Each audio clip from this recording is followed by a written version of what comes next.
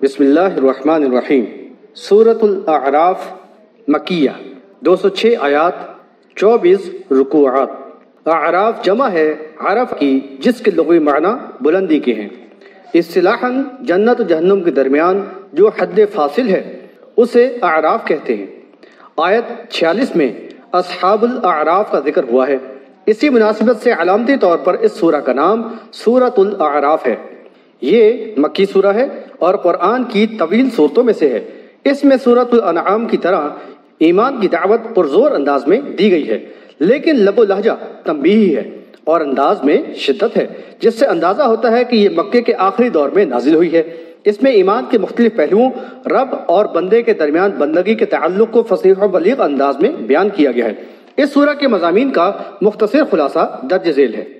Number 1، سورہ کی تیسری آیت میں تاکید کی گئی کہ جو کچھ تمہارے رب کی طرف سے نازل ہوا ہے اس کی پیروی کرو اور اس کے مقابلے میں دیگر اکابرین کو سرپرست بنا کر ان کے پیچھے نہ چلو۔ انسانوں کے امتحانی مقصد کے پیش نظر شیطان کو مہلت تو دی گئی ہے، لیکن لوگوں کی رہنمائی کے لیے انبیاء علیہ السلام کو بھی برابر مبعوث کیا جاتا رہا ہے۔ انسان پر لازم ہے کہ وہ اپنے نبی کی ہدایت پر ہی عمل پیرا رہے اور شیاطین الجن والانس کی گمراہی سے اپنے آپ کو بچائے رکھے تاکہ راہ راست سے نہ بھٹکنے پائے۔ اسی میں اس کے لیے دنیا اور آخرت کی فلاح ہے۔ قوموں پر اللہ کے عذاب کا تذکرہ کر کے اس بات کو واضح کر دیا گیا کہ جن لوگوں نے اکابر پرستی کی روش اپنائی اور انبیاء علیہ السلام کی دعوت کو جھٹلایا اور اپنے رب کی نافرمانی و سرکشی میں حد سے گزر گئے، ان پر بالآخر اللہ کا عذاب ٹوٹ پڑا اور انہیں صفحہ ہستی سے مٹا دیا گیا۔ ایک قوم کی ہلاکت کے بعد دوسری قوم کا وہاں آباد ہو کر پھلنا پھولنا اور پھر اس پر عذاب کا آنا بڑا ہی عبرت انگیز اور سبق آموز ہے۔ اسی سلسلے میں قوم نوح، قوم عاد و ثمود، قوم شعیب اور قوم لوط کے واقعات کو بیان کر کے مدعو قوم کو متنبہ کیا گیا کہ اگر تم نے بھی ان واقعات سے عبرت حاصل نہ کی اور اکابر پرستی کا شکار ہو کر اللہ کی ہدایت سے منہ موڑا تو تم بھی اللہ تعالیٰ کے عذاب میں گرفتار ہو کر رہو گے۔ نمبر 2، آدم علیہ السلام اور ابلیس کے واقعے کو بالتفصیل بیان کر کے لوگوں کو آگاہ کر دیا گیا کہ وہ پوری طرح ہوشیار رہیں اور اپنے دشمن شیطان لعین کے فریب میں نہ آئیں۔ وہ ان کا خیرخواہ بن کر آتا ہے اور برائیوں اور بد اعمالیوں کو مزین کر کے اللہ کی نافرمانی پر اکساتا ہے۔ وہ ان کو عریانی، فحاشی اور ہر طرح کی بے رہروی کی طرف راغب کرتا ہے۔ کفار عرب میں عریانی و فحاشی عام تھی۔ بیت اللہ کا برہنہ طواف کرنے کو بھی یہ ظالم کار ثواب سمجھتے تھے۔ ان تمام قبیح رسومات و خرافات کی بے خونی کر دی گئی اور اہل ایمان کو لباس تقوی کی تاکید کی گئی۔ نمبر 3، تخلیق کائنات کا ذکر کر کے یہ بھی بتایا گیا کہ اللہ رب العالمین نہ صرف خالق کائنات ہے بلکہ مدبر الامور بھی وہی ہے۔ نظام کائنات اسی کے حکم کے مطابق چل رہا ہے اور پوری طرح اس کے قبضہ قدرت میں ہے۔ رات و دن کی تبدیلی، ہواؤں کا نظام، باران رحمت اور فصلوں کی پیداوار، غرض یہ کہ سارے کا سارا نظام اسی کے اذن و مشیت کے تحت چل رہا ہے۔ کسی اور کا نہ تو تخلیق کائنات میں کوئی حصہ ہے اور نہ ہی تدبیر امر میں کوئی شریک ہے۔ وہی انسانوں اور تمام مخلوقات کا خالق ہے اور سب کی ضروریات، نفع و نقصان سب اسی کے اختیار میں ہے۔ وہ اکیلا مختار کل اور سب کا حاجت روا ہے، باقی سب اس کے محتاج ہیں۔ لہذا انسان کو چاہیے کہ صرف اور صرف اسی کو اپنا حاجت روا اور مشکل کشا سمجھے اور ہر حاجت و مصیبت میں اسی کو پکارے، کسی اور کو پکار کر اس کے ساتھ شریک نہ کرے۔ نمبر 4، چند اصولی باتوں کی بڑے ہی فصیح انداز میں وضاحت کر دی گئی ہے۔ جس طرح باران رحمت زرخیز زمین میں رویدگی کا باعث ہوتی ہے، اسی طرح مدلل دعوت حق پر غور و فکر کرنے والے ذہن اس کو قبول کر کے ایمان لے آتے ہیں، جبکہ انجام سے غافل دنیا پرستوں پر اس کا کوئی اثر نہیں ہوتا، وہ تو اس کا سننا بھی گوارا نہیں کرتے۔ اس بات کی بھی وضاحت کی گئی کہ اللہ تعالیٰ جس طرح مردہ زمین کو باران رحمت سے حیات نو عطا فرما کر فصل اگا دیتا ہے، اسی طرح وہ قیامت کے دن مردوں کو زندہ کر کے اٹھا کھڑا کرے گا۔ نمبر 5، 13ویں رکوع سے قوم فرعون، موسیٰ علیہ السلام اور ان کی قوم بنی اسرائیل کے واقعات کو کافی تفصیل سے بیان کیا گیا ہے۔ ان واقعات میں پچھلی قوموں کے واقعات کی طرح درس عبرت ہے۔ فرعون نے تمام نشانیاں دیکھ لینے کے بعد بھی حق کو جھٹلایا، تکبر اور ہٹ درمی کے ساتھ اپنی ظالمانہ روش پر جمع رہا۔ اس نے حق کی مخالفت میں تمام حربے استعمال کر دیکھے۔ اللہ اور رسول کے مقابلے میں نہ تو فرعون کے وسائل ہی کام آئے اور نہ ان کی فوجی طاقت۔ اللہ نے ان کی شان و شوکت کو خاک میں ملا دیا، بنی اسرائیل کو صبر کا بدلہ دیا اور ان سے کیا ہوا وعدہ پورا کر دیا۔ فرعون اور اس کی قوم کے انجام میں دیدہ بینا رکھنے والوں کے لیے سامان عبرت ہے، لیکن یہودیوں نے آنکھ سے دیکھ کر بھی کچھ سبق نہ لیا۔ بنی اسرائیل کے طویل دور غلامی کا ذکر کر کے ان کو یاد دلایا گیا کہ فرعونی ان کے لڑکوں کو قتل کر دیتے اور لڑکیوں کو زندہ رہنے دیتے تھے تاکہ ان پر غلبہ رہے۔ اللہ تعالیٰ نے موسیٰ علیہ السلام کے ذریعے ان کو غلامی سے نجات دلائی اور ان کو باوقار قوم کی حیثیت سے ابھرنے کا موقع ملا، اور موسیٰ علیہ السلام نے ان کی تعلیم و تربیت میں کوئی دقیقہ نہ چھوڑا۔ ان کو بار بار اللہ کی نعمتوں کا احساس دلایا گیا کہ اگر شکر گزاری کرتے رہے تو اللہ کی نعمتوں میں اضافہ ہوگا، اور اگر کفر کی روش اپناؤ گے تو اللہ کے عذاب سے دوچار ہو جاؤ گے۔ لیکن بنی اسرائیل کی اکثریت غیر سنجیدہ اور احسان فراموش تھی۔ وہ بری طرح قومی عصبیت اور نسلی تفاخر کا شکار تھے۔ نبی کو ستانا اور اللہ کی نافرمانی میں حد سے گزر جانا گویا ان کی سرشت میں داخل تھا۔ اللہ تعالیٰ نے موسیٰ علیہ السلام کو کوہ طور پر بلایا تو اس دوران وہ سامری کے تراشے ہوئے بچڑے کو معبود بنا بیٹھے۔ ان کی سرکشی پر مختلف اوقات میں ان کو عذاب سے دوچار کیا گیا۔ ساحلی بستی پر سبت کا قانون توڑنے پر قوم یہود کو عبرتناک عذاب میں مبتلا کر دیا گیا۔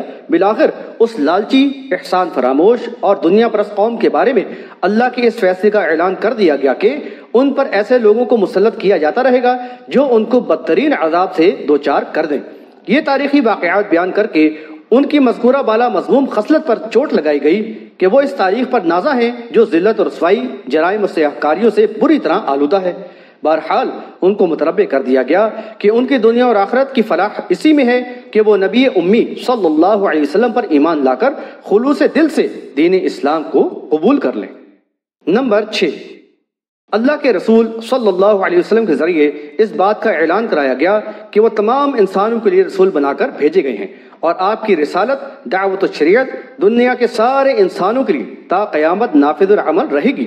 دراصل یہ اعلان ختم نبوت ہی تھا جس نے ثابت کر دیا کہ محمد صلی اللہ علیہ وسلم آخری رسول ہیں اور اب کوئی اور نبی نہیں آئے گا۔ نمبر 7، اس سورہ میں عہد الست کا ذکر ہے۔ اللہ تعالیٰ نے بنی آدم کی پشتوں سے ان کی اولاد کو نکالا اور ان سے عہد لیا، چنانچہ انہوں نے اس بات کا اقرار کیا کہ اللہ تعالیٰ ہی ان کا رب ہے، یعنی اور کوئی اس کا شریک نہیں۔ پھر ہر دور میں انبیاء علیہ السلام کے ذریعے اس عہد کی تجدید و یاد دہانی کرائی جاتی رہی ہے۔ اس طرح بنی نوع انسان کو اس میثاق بندگی کا پابند بنا دیا گیا۔ نمبر 8، اس سورہ کی آیت 157 میں بنی اسرائیل کو نبی امی صلی اللہ علیہ وسلم پر ایمان لانے کی تلقین کرتے ہوئے فرمایا کہ جو لوگ اس نبی صلی اللہ علیہ وسلم پر ایمان لائیں، اس کی حمایت اور مدد کریں اور اس نور یعنی کتاب ہدایت کی پیروی کریں جو اس کے ساتھ نازل کیا گیا ہے، وہی فلاح یاب ہونے والے ہیں۔ اس طرح اس مسئلے کی وضاحت کر دی گئی کہ نبی صلی اللہ علیہ وسلم پر نازل ہونے والی کتاب ہی در حقیقت نور ہدایت ہے جو تمام گمراہیوں کے بے خونی کرنے والی اور راہ راست دکھانے والی ہے۔ نمبر 9، آداب دعا بھی تلقین کیے گئے کہ مخلوق کے واسطے وسیلے کے بجائے اللہ تعالیٰ کے اسماء الحسنہ کے ذریعے سوال کیا جائے۔ ان اسماء سے کجروی اختیار کرنے والوں سے لا تعلق کا بھی حکم دیا گیا۔ نمبر 10، کتاب اللہ کا ادب و احترام بھی بتایا گیا کہ جب اسے تلاوت کیا جا رہا ہو تو خاموشی اختیار کر کے توجہ اور دھیان سے اسے سننا چاہیے تاکہ غور و فکر کر کے اپنی اصلاح کریں اور اللہ تعالیٰ کے رحم و کرم کے حقدار بنیں۔ سورۃ الاعراف مکی سورہ ہے، اس میں 206 آیات اور 24 رکوعات ہیں۔ اعوذ باللہ من الشیطان الرجیم، پناہ مانگتا ہوں میں اللہ کی شیطان مردود سے۔ بسم اللہ الرحمن الرحیم،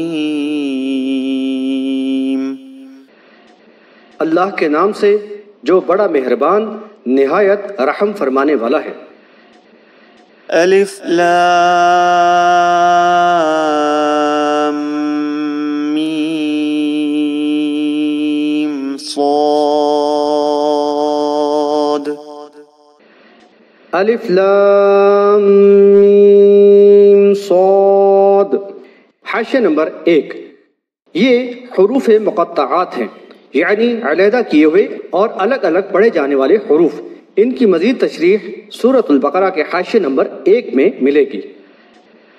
كتاب أنزل إليك فلا يكن في صدرك حرج منه لتنذر به وذكرى للمؤمنين.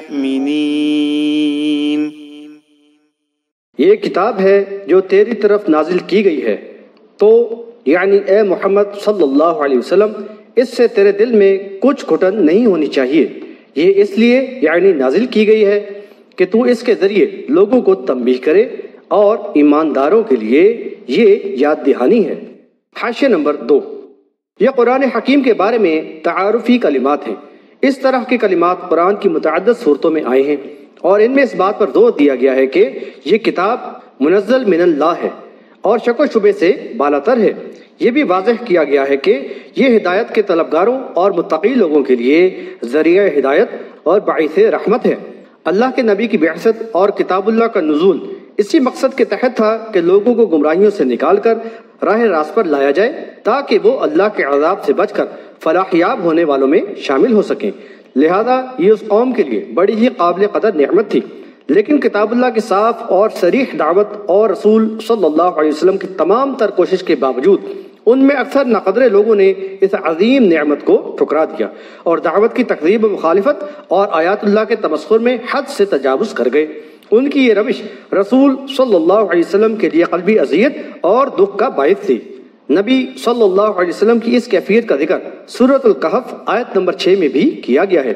نبی صلی اللہ علیہ وسلم کو تسلی دیتے ہوئے فرمایا کہ قرآن کا نزول اس لیے نہیں کہ یہ آپ کے لیے کسی قسم کی قلبی گھٹن اور پریشانی کا سبب بنے. یہ آیات ان بے راہ روی کے شائق نافرمان لوگوں کے لیے آخرت کے عذاب سے تنبیہ اور ڈراوے کا ذریعہ ہیں اور ایمان والوں کے لیے یاد دہانی اور ایمان میں تقویت کا باعث ہیں. آپ کی ذمہ داری بھی اسی حد تک ہے کہ آپ بلا جھجک اس پیغام ہدایت کو ان تک پہنچا دیں، قطع نظر اس کے کہ لوگوں کا اس پر کیا رد عمل ہے. لہذا آپ کفار کی مخالفتوں اور ریشہ دوانیوں پر ذرا بھی افسردہ خاطر نہ ہوں.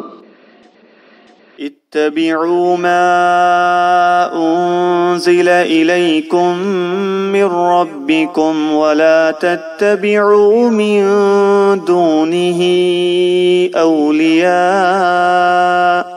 قلیلا ما تذکرون. یعنی لوگو تمہارے رب کی طرف سے جو کچھ تمہاری طرف نازل ہوا ہے اس کی پیروی کرو اور اس کے سوا دیگر پیشواؤں کی پیروی مت کرو، تم کم ہی نصیحت قبول کرتے ہو. حاشیہ نمبر 3.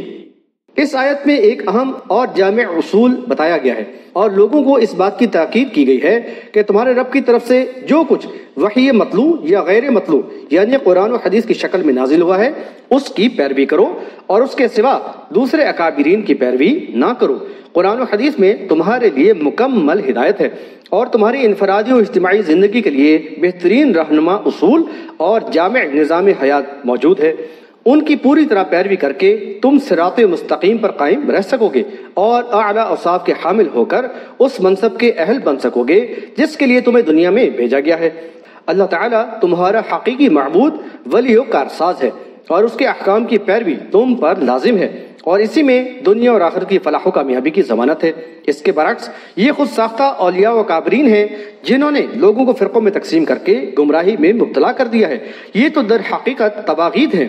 انہوں نے کتاب اللہ کے خلاف عقائد اور مشرکانہ نظریات کو ایمان میں شامل کر دیا ہے. مردوں کو قبروں میں زندہ کر کے اور ان کو الوہی صفات و اختیارات کا حامل قرار دے کر لوگوں کو قبر پرست اور بت پرست بنا دیا ہے. اسی طرح یہ نام نہاد دانشور ہیں جنہوں نے ملحدانہ و فلسفیانہ نظریات سے لوگوں کے ذہنوں کو پراگندہ کر کے دین سے دور کر دیا ہے. ان کی پیروی ہرگز نہ کی جائے ورنہ راہ راست سے پھٹک کر دنیا میں ذلت و رسوائی اور آخرت میں دائمی خسارہ تمہارا مقدر ہوگا. نبی کی دعوت تو صاف اور صریح ہوتی ہے لیکن اکثریت اس پر کان نہیں دھرتی. دراصل دنیا کی رنگینی اور دل فریبی ان کے قلب و ذہن پر چھائی ہوئی ہوتی ہے اور شیطان ان کی آزاد روش اور بے راہ روی و بدعمالی کو مزین کر دیتا ہے. البتہ کچھ سنجیدہ اور قلب سلیم کے حامل لوگ ذہنی طور سے قبول حق کے لیے تیار ہوتے ہیں اور وہ اس مدلل دعوت کو سن کر آمنا کہتے ہیں اور اس کا ساتھ دیتے ہیں.